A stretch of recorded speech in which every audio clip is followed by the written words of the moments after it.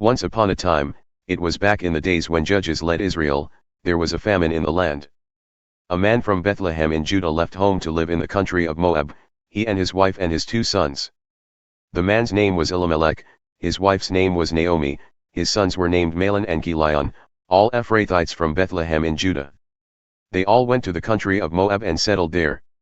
Elimelech died and Naomi was left, she and her 2 sons. The sons took Moabite wives, the name of the first was Orpah, the second Ruth. They lived there in Moab for the next 10 years. But then the 2 brothers, Mahlon and Kilion, died. Now the woman was left without either her young men or her husband. One day she got herself together, she and her 2 daughters-in-law, to leave the country of Moab and set out for home. She had heard that God had been pleased to visit his people and give them food. And so she started out from the place she had been living, she and her 2 daughters-in-law with her, on the road back to the land of Judah. After a short while on the road, Naomi told her 2 daughters-in-law, "Go back. Go home and live with your mothers. And may God treat you as graciously as you treated your deceased husbands and me. May God give each of you a new home and a new husband." She kissed them and they cried openly. They said, "No, we're going on with you to your people." But Naomi was firm, "Go back, my dear daughters.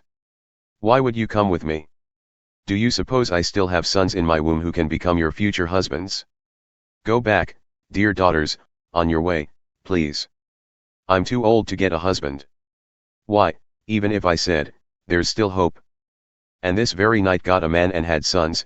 Can you imagine being satisfied to wait until they were grown? Would you wait that long to get married again? No, dear daughters, this is a bitter pill for me to swallow, more bitter for me than for you. God has dealt me a hard blow." Again they cried openly. Orpah kissed her mother-in-law goodbye, but Ruth embraced her and held on. Naomi said, "Look, your sister-in-law is going back home to live with her own people and God's, go with her." But Ruth said, "Don't force me to leave you, don't make me go home. Where you go, I go, and where you live, I'll live. Your people are my people, your God is my God, where you die, I'll die, and that's where I'll be buried, so help me God, not even death itself is going to come between us." When Naomi saw that Ruth had her heart set on going with her, she gave in. And so the 2 of them traveled on together to Bethlehem. When they arrived in Bethlehem the whole town was soon buzzing, "Is this really our Naomi? And after all this time?" But she said, "Don't call me Naomi, call me bitter. The strong one has dealt me a bitter blow. I left here full of life, and God has brought me back with nothing but the clothes on my back. Why would you call me Naomi? God certainly doesn't. The strong one ruined me." And so Naomi was back, and Ruth the foreigner with her, back from the country of Moab. They arrived in Bethlehem at the beginning of the barley harvest. It so happened that Naomi had a relative by marriage, a man prominent and rich, connected with Elimelech's family. His name was Boaz. One day Ruth, the Moabite foreigner, said to Naomi, "I'm going to work, I'm going out to glean among the sheaves, following after some harvester who will treat me kindly." Naomi said, "Go ahead, dear daughter." And so she set out.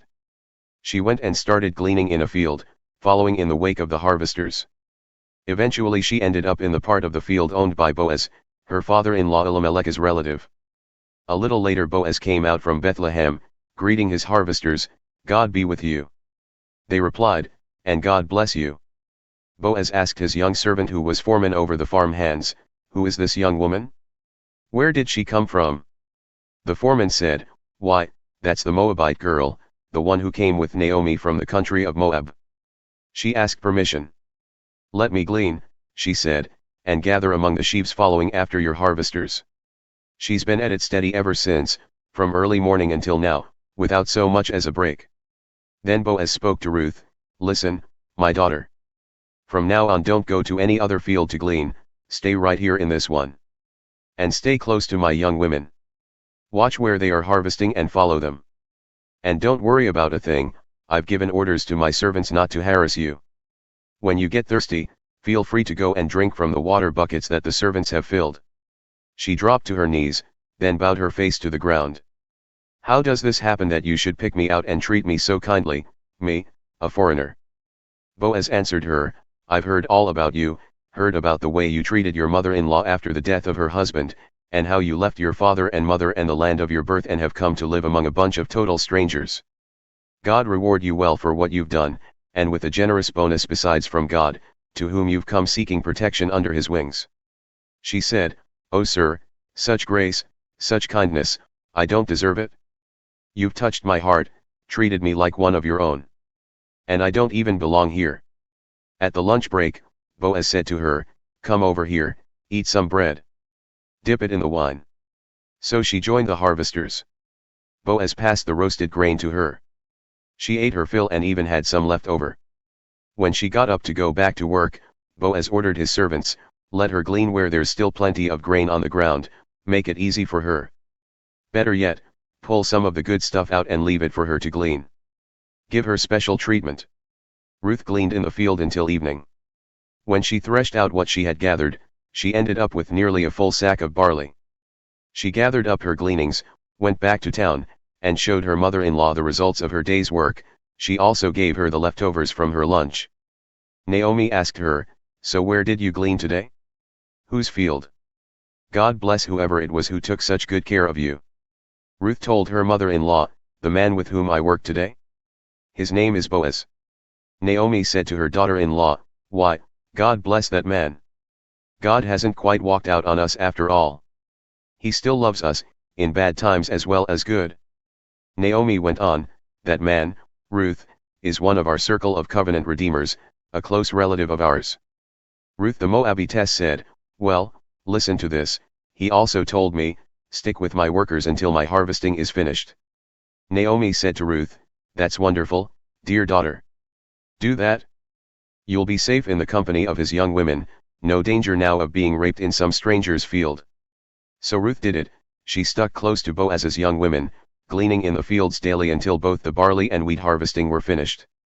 And she continued living with her mother-in-law. One day her mother-in-law Naomi said to Ruth, "My dear daughter, isn't it about time I arranged a good home for you so you can have a happy life? And isn't Boaz our close relative, the one with whose young women you've been working? Maybe it's time to make our move. Tonight is the night of Boaz's barley harvest at the threshing floor. Take a bath. Put on some perfume. Get all dressed up and go to the threshing floor. But don't let him know you're there until the party is well underway and he's had plenty of food and drink. When you see him slipping off to sleep, watch where he lies down and then go there. Lie at his feet to let him know that you are available to him for marriage. Then wait and see what he says. He'll tell you what to do." Ruth said, "If you say so, I'll do it, just as you've told me." She went down to the threshing floor and put her mother-in-law's plan into action. Boaz had a good time, eating and drinking his fill. He felt great. Then he went off to get some sleep, lying down at the end of a stack of barley. Ruth quietly followed. She lay down to signal her availability for marriage. In the middle of the night the man was suddenly startled and sat up. "What in the world? This woman asleep at his feet." He said, "And who are you?" She said, "I am Ruth, your maiden, take me under your protecting wing. You're my close relative, you know, in the circle of covenant redeemers, you do have the right to marry me." He said, "God bless you, my dear daughter. What a splendid expression of love. And when you could have had your pick of any of the young men around. And now, my dear daughter, don't you worry about a thing, I'll do all you could want or ask. Everybody in town knows what a courageous woman you are, a real prize. You're right, I am a close relative to you, but there is one even closer than I am. So stay the rest of the night. In the morning, if he wants to exercise his customary rights and responsibilities as the closest covenant redeemer, he'll have his chance, but if he isn't interested, as God lives, I'll do it. Now go back to sleep until morning." Ruth slept at his feet until dawn, but she got up while it was still dark and wouldn't be recognized. Then Boaz said to himself, "No one must know that Ruth came to the threshing floor." So Boaz said, "Bring the shawl you're wearing and spread it out." She spread it out and he poured it full of barley, 6 measures, and put it on her shoulders. Then she went back to town. When she came to her mother-in-law, Naomi asked, "And how did things go, my dear daughter?" Ruth told her everything that the man had done for her, adding, "And he gave me all this barley besides, 6 quarts. He told me, you can't go back empty-handed to your mother-in-law." Naomi said, "Sit back and relax, my dear daughter, until we find out how things turn out, this man isn't going to waste any time. Mark my words, he's going to get everything wrapped up today." Boaz went straight to the public square and took his place there.